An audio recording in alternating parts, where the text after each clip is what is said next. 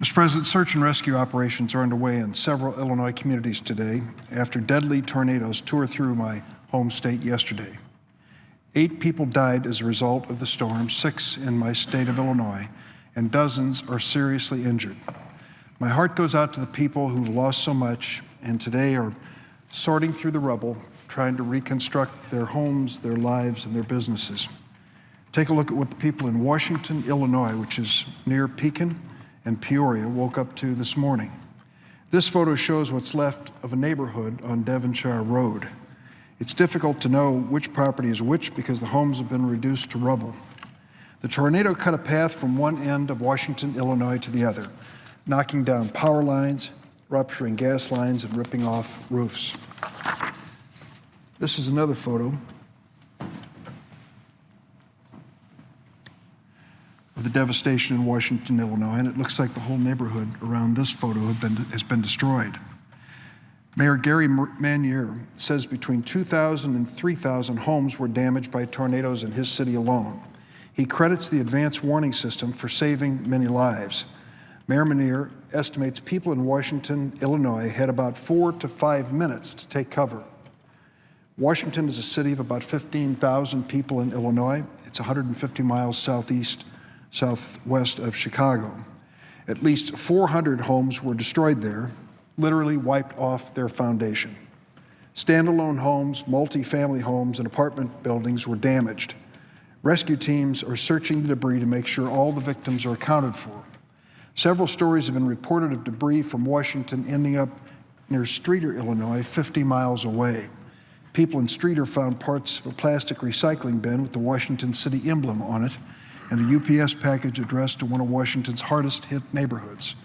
A person in Lockport, Illinois, which is 2 hours away by car, found a savings bond with a Washington, Illinois address. Many other Illinois communities were struck by the twisters. This photo shows some of the aftermath in Brookport, Illinois, which is in Massac County, far southern end of my state. Several people in Brookport said some homes moved as much as 20 feet off their foundations, 70 homes were destroyed, and many more are damaged. 3 of the 6 people who died in Illinois lived in Massac County. The village of Gifford, Illinois, a small community of 500, suffered severe damage. 160 homes were destroyed in that community. People there say it looks like half the town's been wiped away. In Washington County, 2 siblings, Joseph Hoy, 80 years old, and Frances Hoy, his sister, age 78, died in the storms. They lived in the village of New Minden.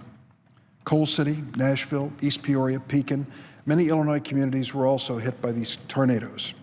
In the face of all this devastation, people all over the state are beginning the painful task of assessing the damage. In fact, we're starting to hear some amazing stories, as we always do. In Washington, Illinois, a 6-year-old boy is credited with saving the lives of his mother and older brother. This 6-year-old, Brevin Hunter, was playing a video game when he heard the wail of the sirens yesterday. He said to his mom, "We've got to get down in the basement." His mom, Lisa Hunter, had heard the siren too, but said the skies looked calm, so she thought it was just a drill. Brevin just wouldn't give up. He told his mom that he learned in school that when you hear the siren, you go somewhere safe. Brevin, his mom, and his older brother Brody grabbed a futon and went to the basement just minutes before the tornado slammed into their duplex in Washington Estates. Lisa Hunter credits her little boy with saving their lives. Governor Pat Quinn has declared 7 Illinois counties state disaster areas: Champaign, Grundy, LaSalle, Massac, Tazewell, Washington, and Woodford, all receiving the trucks, communications equipment, and heavy equipment needed to remove the debris. More than 60 National Guardmen are helping with the recovery. Earlier today, I spoke with Jonathon Monken. He's the head of the Illinois Emergency Management Agency. He assured me that FEMA representatives are in the state assessing the damage and working with state and local officials to help everyone. The state has dispatched technical rescue teams to a number of locations across the state and is providing emergency generators, light towers, and communication systems. The extent of the damage is breathtaking. I commend the mayors and first responders, as always, on the front line bringing order to the chaos, and also to the governor and his team, who are getting immediate help to the communities hardest hit. I'm confident the state will need federal assistance to help with the cleanup and recovery, and I stand ready, along with Senator Kirk, to ensure there is federal assistance to augment the arduous but critical recovery work that the municipalities in the state already have begun. Mr. President, tornadoes aren't new to Illinois. They're pretty common in our part of the world. But this is an unusual situation that we face. In the last 27 years, there have been approximately 194 tornadoes in our state recorded in the month of November. 101 of them were recorded yesterday. 194 in 27 years and 101 yesterday. Is the weather changing in America? Well, I think the people in Illinois would say it's changing for the worse when it comes to the incidence of tornadoes out of season in our state of Illinois. There are two things I can predict about this disaster without fail. A year from now, you'll go back to these scenes and you'll see the most amazing work that's been done by so many families and so many neighbors who pitch in to rebuild, that just never quit and they never give up. They'll be back. They'll be back with their homes and the playgrounds and the churches and the schools and the shops. They'll be back.